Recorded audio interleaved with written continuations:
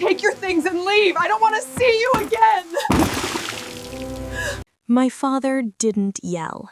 That's what still haunts me. He didn't raise his voice or curse or lose control. Instead, he dragged my suitcase across the living room floor with slow, deliberate movements, the wheels scraping loudly against the hardwood like a warning siren. Then he opened the front door and threw it onto the porch so hard it slammed against the railing and tipped over. Clothes spilled out, my clothes, like proof that I no longer belonged anywhere inside that house. It felt intentional, surgical, final. "You made your choice," he said, his voice steady, almost calm. "Now live with it somewhere else." I stood frozen in the doorway, barefoot, my toes curling against the cold floor. I was 5 months pregnant. My stomach was round enough that strangers had started offering seats on buses, round enough that denial was no longer an option. My hands trembled so badly I had to press them against my thighs to keep from dropping my phone. Behind him, my mother stood with her arms crossed over her chest, leaning slightly against the wall like she was watching a scene she didn't plan to interrupt. Her face looked tired, not angry, detached, as if she'd already mourned me privately and didn't have the energy to perform it out loud. I waited for her. I always waited for her. All my life, I had waited for her to step in, to soften him, to defend me, to say enough. I searched her eyes, silently begging. She didn't look away. She didn't step forward. She didn't say my name. "I'm pregnant," I said, my voice cracking in a way I hated.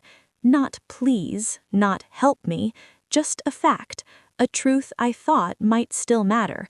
My father shrugged. "That's not our responsibility." That sentence did something to me, something irreversible. Responsibility.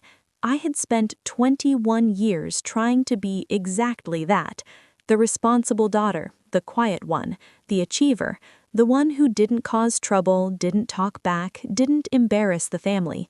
Straight A's, no parties, no rebellion. I had swallowed my needs so completely that I didn't even recognize them anymore. And now, in one sentence, I was erased. He stepped back and closed the door. Not dramatically, just firmly. The lock clicked with a sound so sharp it felt physical, like something snapping inside my chest. I stood on the porch for a long time. The night air was cold. A light rain had started to fall, misting my skin, soaking into my hair and thin sweater. I could hear televisions through neighboring walls, forks clinking against plates, laughter floating from a house 2 doors down, warm, normal life happening inches away from me. My suitcase lay open at my feet. A shirt clung halfway over the railing, one sock stuck to the wet wood. I didn't cry. Shock wrapped around me like insulation. I felt strangely calm, as if my brain had decided emotion was a luxury I could no longer afford. My heart was pounding too loudly, though. Every beat echoed in my ears. I knocked once, softly. No answer. I knocked again, harder this time, the sound hollow and desperate. I pressed my forehead against the door, breathing in the familiar smell of paint and lemon cleaner that used to mean home. Nothing. I realized then that if I stayed any longer, I would break, and if I broke, there would be no one to put me back together. So I picked up my suitcase, shoved the clothes back inside with shaking hands, and stepped off the porch barefoot onto the cold concrete. Each step away from that house felt unreal, like I was watching myself from somewhere above. I didn't know where I was going. I didn't know where I would sleep. I didn't know how I was supposed to protect the life growing inside me when I couldn't even protect myself. What I did know was this: no one was coming to save me. Not my parents, not the man who helped create this child, not anyone. If I was going to survive, I would have to become someone my past had never prepared me to be. As I walked down the street, rain soaking my hair, my feet numb, my suitcase heavy in my hand, one thought repeated over and over in my mind: If this is the night they erase me, then tomorrow I start over as someone they can never erase again. Looking back now, I understand something I couldn't see then. That night on the porch didn't come out of nowhere.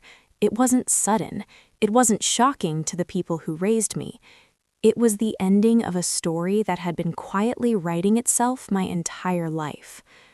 I grew up in a house where love was conditional but never openly discussed. There were rules, expectations, and an unspoken agreement. If I didn't make noise, if I didn't need too much, if I didn't fail publicly, then I could stay. Affection wasn't given freely, it was earned through performance. My father believed emotions were weaknesses disguised as needs. If I cried, he told me to stop being dramatic. If I was afraid, he told me fear was for people who didn't work hard enough. His approval was rare and sharp-edged, usually delivered in front of others, like a reward meant for witnesses than for me. My mother was quieter. She believed endurance was virtue, that if you suffered silently, you were strong. If you complained, you were ungrateful. When I was overwhelmed, she didn't ask questions, she handed me responsibility. Between them, I learned something very early. Needing less made life easier, so I became the easy child. I didn't ask for help, I didn't demand attention. I learned how to read the room before speaking, how to adjust my tone depending on my father's mood, how to make myself useful when my mother seemed distant. I cleaned without being asked. I apologized even when I didn't understand what I'd done wrong. Praise was rare, but when it came, it was tied to achievement. Straight A's weren't celebrated, they were expected. Failure wasn't punished loudly, it was punished with disappointment, which somehow hurt more. By the time I was a teenager, I had mastered the art of disappearing politely. Teachers loved me because I was responsible. Friends' parents liked me because I didn't cause trouble. Inside the house, though, I was more tolerated than cherished.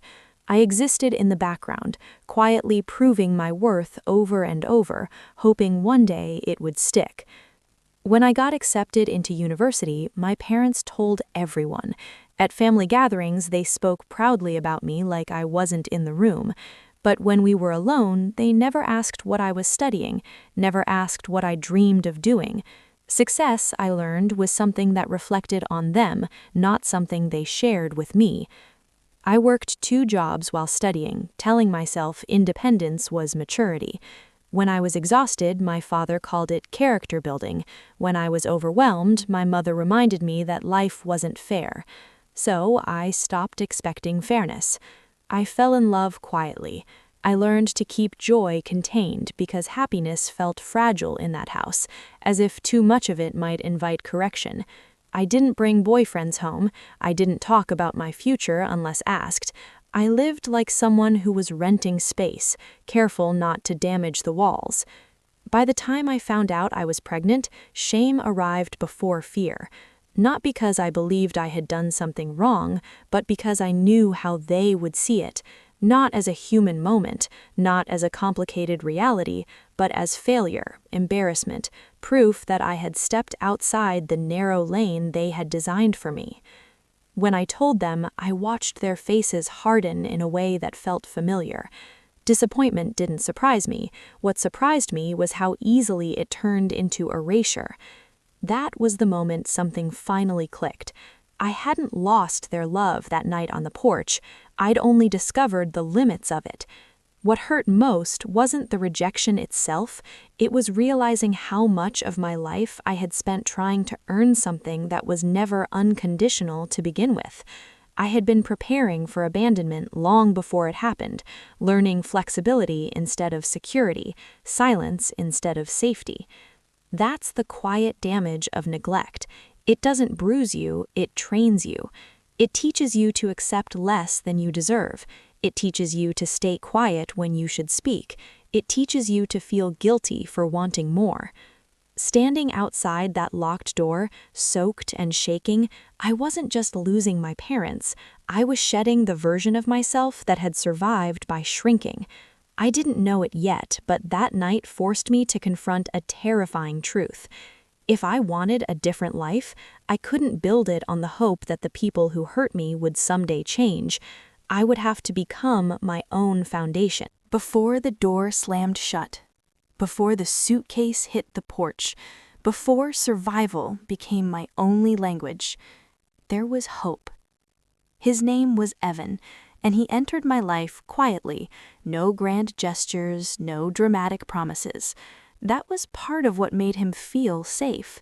He listened. He laughed easily. He spoke about the future like it was something flexible, something you could shape together instead of something already decided for you. With him, I felt seen in a way I wasn't used to, not evaluated, not corrected, just noticed. We met during a season of my life when I was exhausted from being strong all the time. Evan didn't ask me to prove myself. He didn't measure my worth by grades or productivity. When I talked about ideas or fears, he didn't interrupt. He leaned in. That felt like love. We spent weekends walking aimlessly, talking about moving cities, about careers that didn't feel suffocating, about building a life that didn't look like the ones we were escaping. With Evan, I imagined something unfamiliar, a future where I didn't have to shrink. So when I found out I was pregnant, fear wasn't my first reaction. Possibility was. I sat on the edge of the bathtub staring at the test, my hands trembling, my heart racing, not with panic, but with the weight of what this could mean. I cried quietly, not because I was devastated, but because everything suddenly felt real. When I told Evan, he went very still. Then he reached for my hands and said, "We'll figure it out." Those 4 words carried me longer than they should have. I replayed them in my mind during sleepless nights. I built plans around them. I imagined us adjusting, compromising, growing up together. I believed that adversity would reveal commitment. I believed that love, when tested, became stronger. I didn't know yet that some people confuse uncertainty with permission to leave. I told my parents expecting anger, maybe disappointment. What I didn't expect was exile. And I told Evan expecting partnership, not perfection, just presence. Hope is dangerous when it's borrowed from someone else. The first night after telling him, I barely slept. I planned budgets in my head, rent, childcare, groceries. I told myself struggle would be temporary. I told myself people rise to the occasion. That's what stories teach us. The next day, Evan didn't show up. At first, I told myself not to panic. People get overwhelmed. People need time. But hours passed. Calls went unanswered. Messages stayed unread.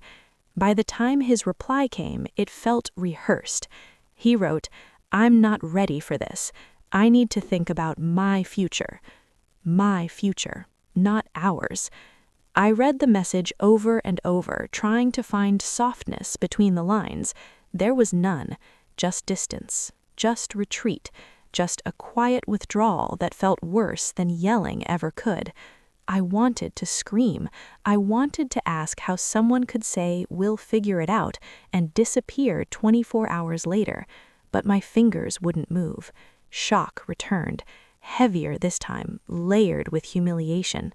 Within a single day, I had lost my parents, my home, and the man I thought would stand beside me. I wasn't just alone, I was inconvenient. That realization hurt more than the rejection itself. It told me exactly where I stood in other people's lives, welcome only when I didn't ask for too much. That night, I lay on a borrowed couch staring at the ceiling, listening to the unfamiliar sounds of someone else's home. My body finally allowed panic in. My chest felt tight, my breath came shallow. I pressed my hand against my stomach, feeling the faint reminder of the life depending on me. I whispered, "I'm sorry," to a baby who hadn't asked for any of this. I checked my bank account. $412. Rent was due in 2 weeks. My parents' numbers were blocked.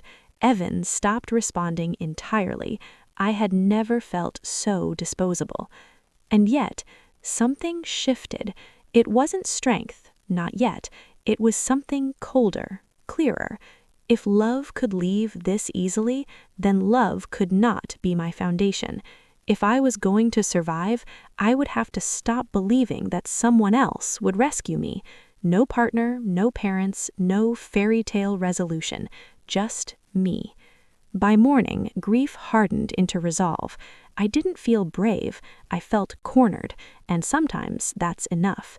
If I was going to fall, I would fall forward. If I was going to rebuild, I would start from the truth. And the truth was this.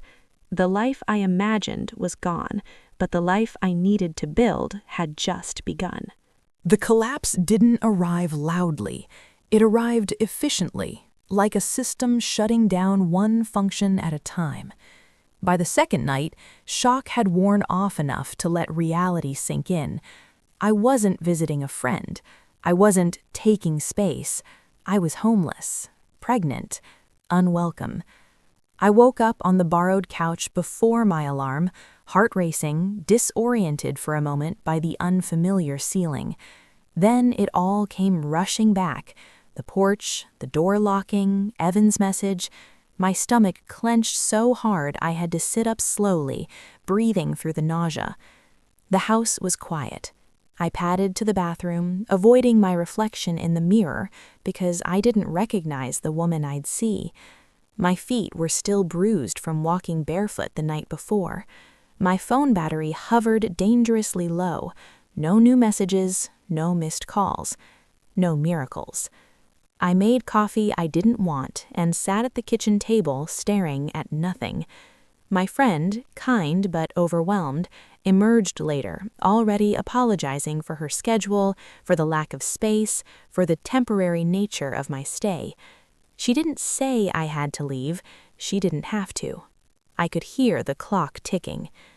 That day became a blur of logistics. I called shelters and learned quickly how long wait lists were. I applied for assistance programs and learned how slowly systems move when you're already falling. I walked into temp agencies and watched recruiters' eyes flicker down to my belly before returning to my face with rehearsed politeness. "We'll call you," they said. They never did. By afternoon, exhaustion wrapped around me like fog. Pregnancy magnified everything: fear, hunger, vulnerability. I felt heavy and hollow at the same time. I sat on a bus bench watching people move past me with purpose, schedules, places to be.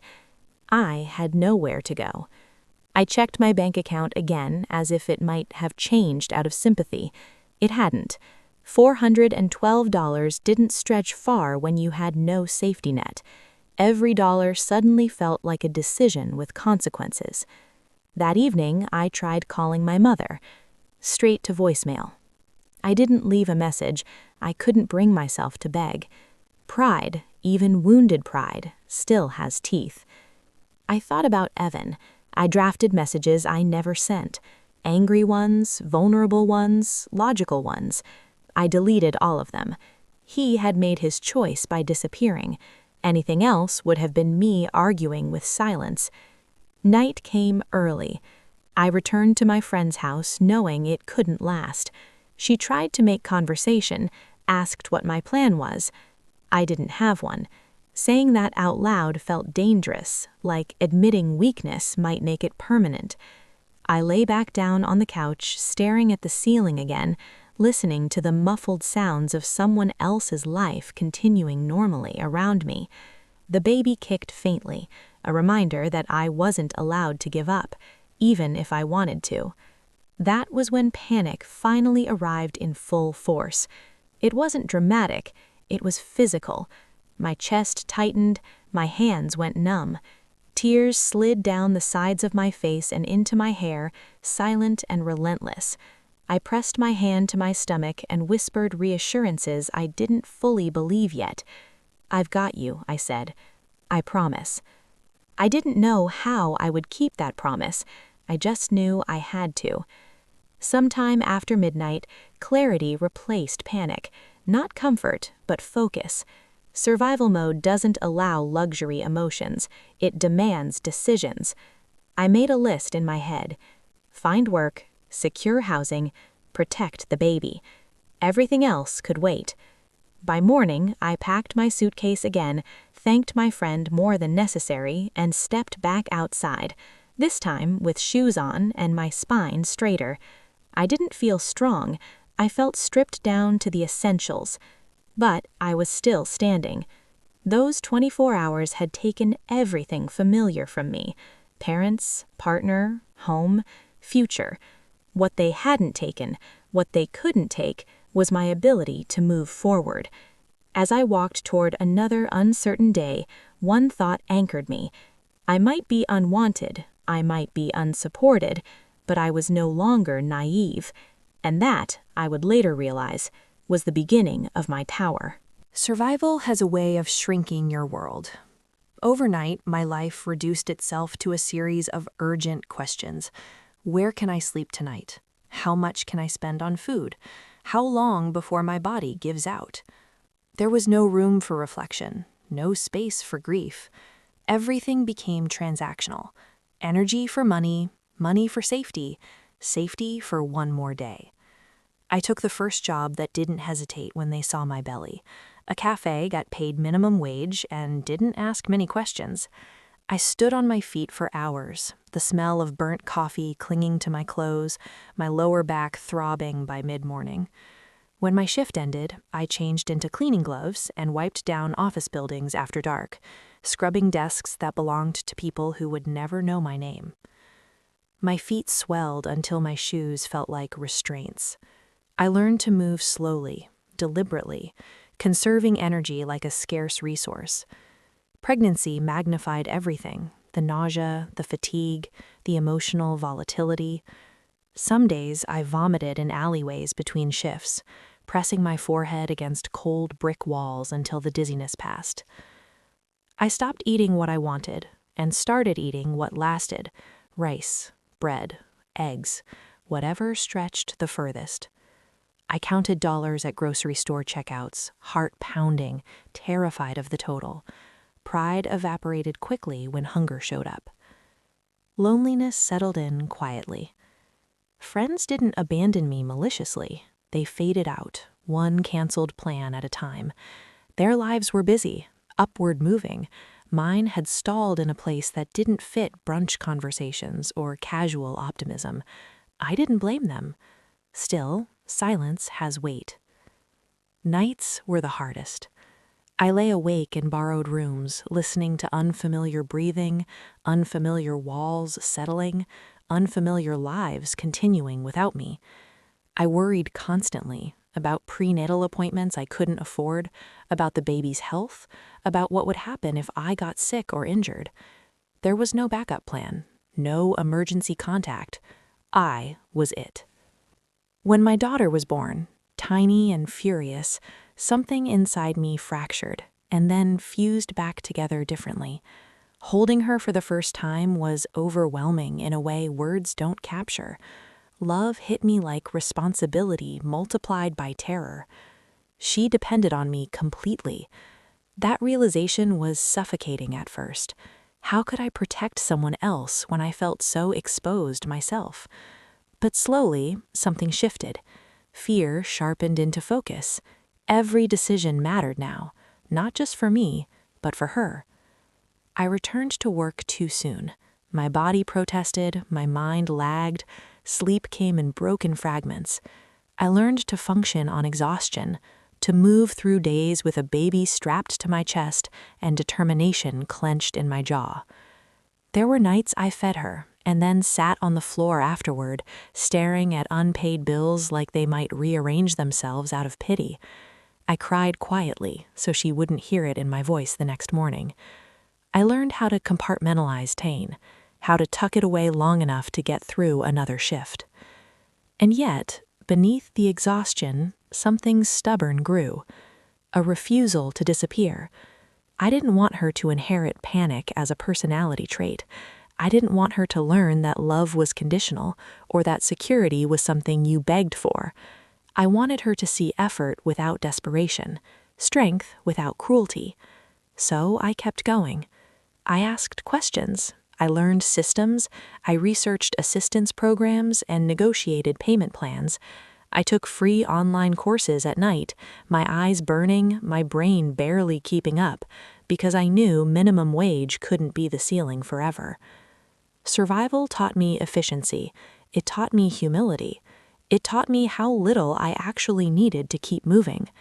It also taught me this: endurance is not passive. It's active, intentional, exhausting work.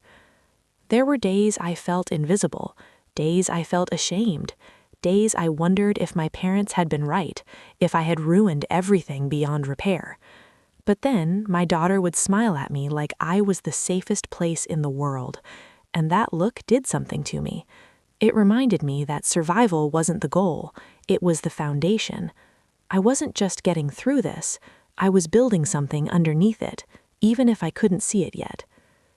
I didn't know when the break would come. I didn't know how long this phase would last. What I knew was this: I was still standing. I was still choosing effort over surrender. And somewhere inside the exhaustion, a future was quietly taking shape. The turning point didn't arrive with fireworks or certainty. It showed up disguised as inconvenience. I almost said no. A woman named Claire needed temporary help for her small consulting firm: data entry, scheduling, basic client follow-ups. The pay was modest, the hours were rigid, the commute was inconvenient, and childcare logistics alone felt like a puzzle I didn't have the energy to solve. But something in me hesitated before declining. By then, survival had sharpened my instincts. I'd learned to recognize the difference between comfort and possibility. This wasn't comfortable, but it felt like movement. So I said yes. Claire was not warm.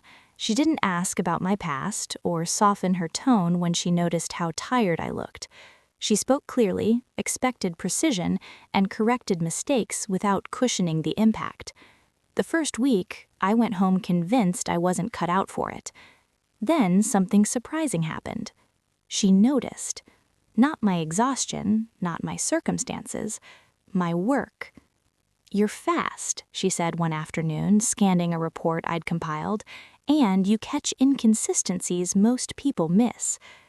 No one had spoken to me like that in years, not with praise exactly, but with recognition. She gave me more responsibility: client notes, market research, drafting proposals. I stayed late not because I was asked to, but because I wanted to understand how everything worked. I listened carefully in meetings, absorbing the language of strategy, the subtle power dynamics between clients and consultants. At night, after putting my daughter to sleep, I studied finance basics, negotiation psychology, business writing.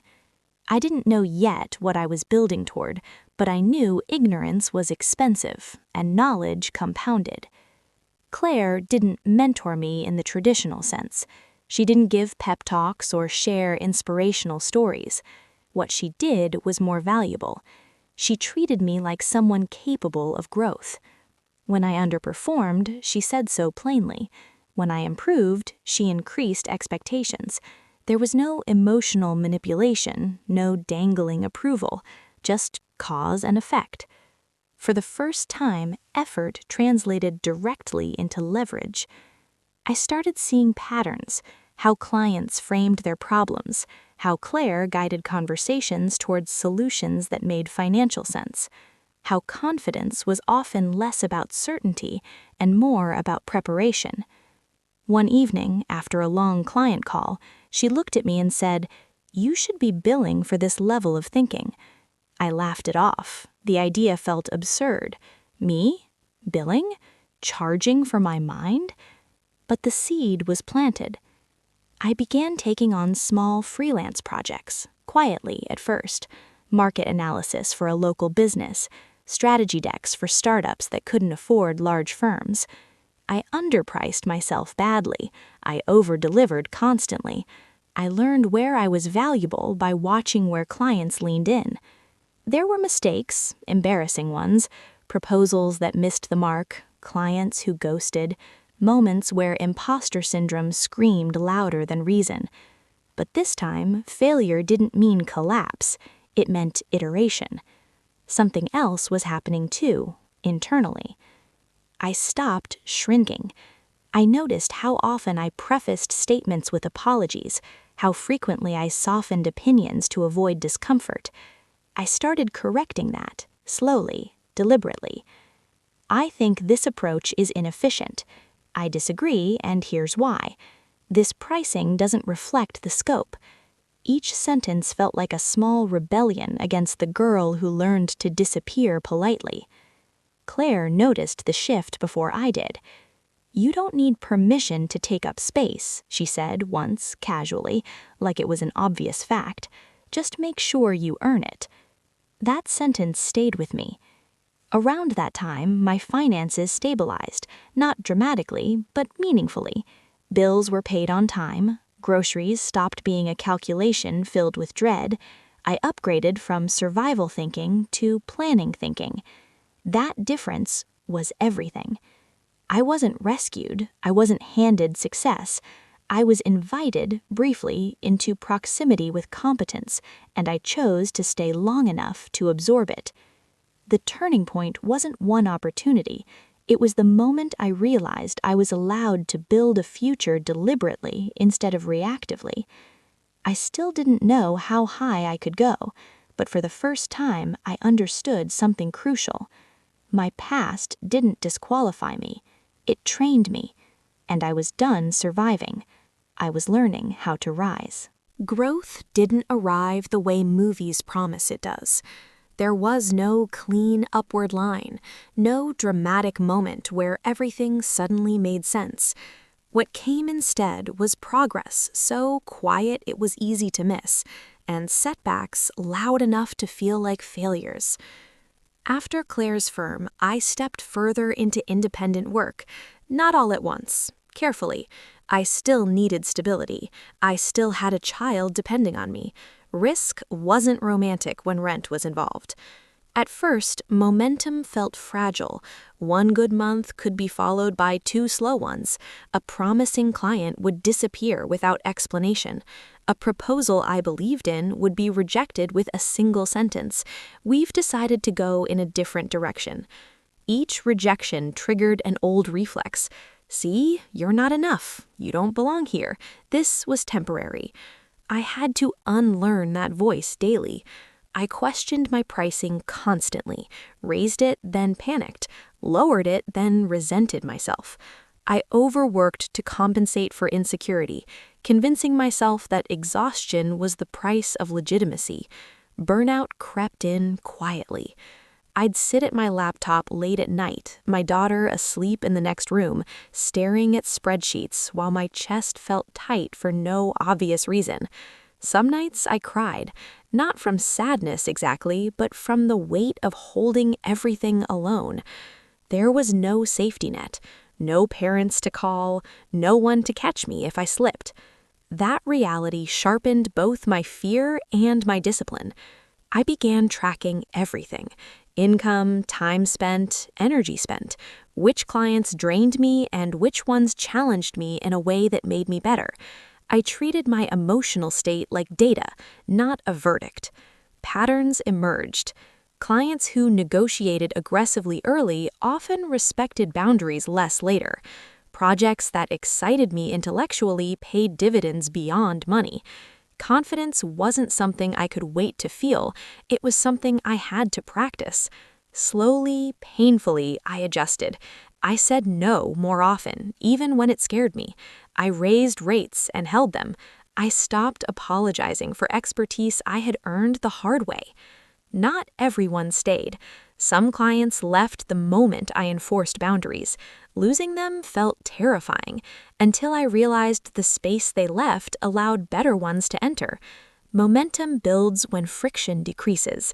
Still, doubt didn't vanish. Success has a way of exposing old wounds instead of healing them. Every milestone triggered a new fear. What if this is as far as I go? What if they realize I'm still that girl on the porch? The difference now was that I didn't stop moving.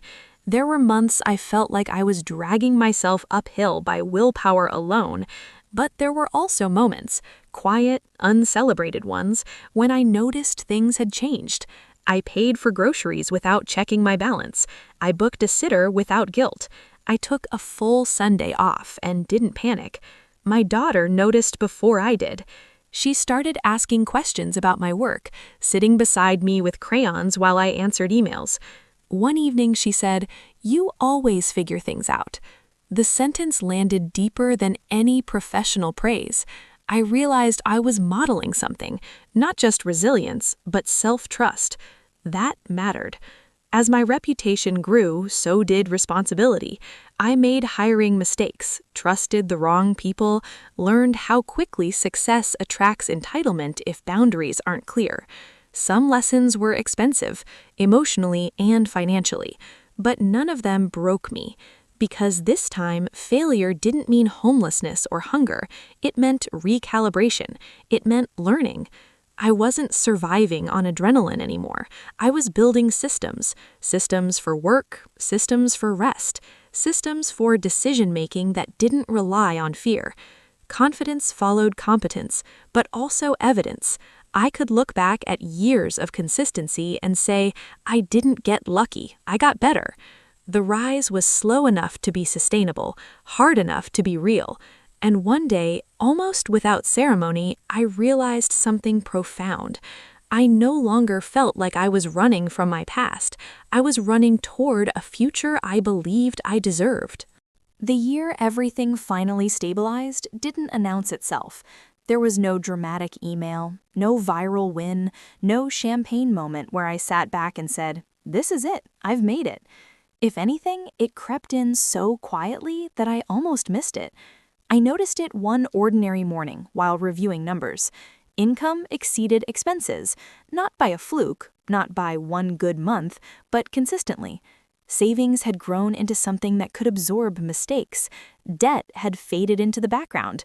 For the first time in my adult life, the future didn't feel like a threat. It felt open. That realization scared me more than scarcity ever had. Scarcity gives you instructions: survive, hustle, endure. Stability asks a harder question. What do you want to build when you're no longer afraid? I expanded carefully, hired my first full-time employee, then a second, learned quickly that leadership required a different muscle than survival. I couldn't control everything anymore. I had to trust, delegate, correct, and sometimes disappoint people. Letting go of control was harder than acquiring it. I moved into a better space, not lavish, just functional. A home where my daughter had her own room, walls we were allowed to paint, and a kitchen where food abundance felt normal. I bought furniture intentionally instead of secondhand by necessity. Each purchase felt like a quiet claim. We're staying. Work changed too. Clients came through referrals now. Conversations started with respect instead of skepticism. People listened when I spoke, not because I was louder, but because my results had become evidence. I stopped chasing validation. Success wasn't frantic anymore. It was methodical, predictable, boring even, and that boredom felt like peace. Emotionally, something else shifted. I no longer fantasized about proving anyone wrong. I no longer replayed the night I was thrown out, imagining different outcomes. The memory lost its charge. It became information, not identity. I didn't need closure to move forward. I had momentum. There were moments, though, quiet ones, when grief resurfaced, not sharp, but dull. I mourned the version of me who had needed parents who couldn't show up. I mourned the years spent believing love had to be earned through obedience. But grief no longer ruled me. It passed through. I began redefining what winning meant. Winning wasn't domination or wealth for its own sake. It wasn't revenge success. It was choosing clients instead of begging for them. It was saying no without panic. It was walking my daughter to school without checking emails every 5 minutes. It was being present enough to notice when she was quiet, or when she laughed too loudly, or when she needed reassurance that the world was safe. I realized something uncomfortable. If my parents never came back, I would still be whole. That realization hurt and healed at the same time. I wasn't hardened, I was integrated. My past didn't disappear, but it no longer dictated my choices. I could acknowledge where I came from without living there. One evening, after closing a major contract, I didn't celebrate. I cooked dinner, helped with homework, read a story aloud. The ordinariness felt extraordinary. That's when I understood. I had arrived not at a finish line, but at a life that fit. No applause, no witnesses, just stability earned slowly, honestly, and without permission. And that, I knew, was real success. They didn't come back when I was struggling. They didn't reach out when I was pregnant, exhausted, or sleeping on borrowed couches. They didn't call when my daughter was born, or when I was choosing between groceries and gas. They came back when my life looked stable. The first message was from my father. It arrived on a Tuesday afternoon, sandwiched between 2 client emails. His name on my screen triggered a physical reaction. My chest tightened, my fingers went cold. For a moment, I just stared at it, surprised not by the message itself, but by how little I felt. No panic, no longing, just awareness. "We need to talk," it read. "Enough time has passed." Enough time for what, I wondered? For me to no longer need anything? My mother followed a week later, softer, longer, filled with words like healing, family, and regret that never quite formed an apology. She wrote about age, about perspective, about how hard that period had been for them. I noticed what wasn't there. There was no acknowledgement of the night they locked the door, no mention of pregnancy, no recognition of cost. Evan reappeared last. An email sent after midnight, nostalgic and carefully vague. He asked how I was doing, said he thought about me often, wondered if we could catch up. 3 messages, 3 invitations to rewrite history. I didn't respond right away. Old versions of me would have rushed to answer, eager, cautious, hopeful. This version sat with the discomfort and asked a different question. What do I actually want from this? The answer surprised me.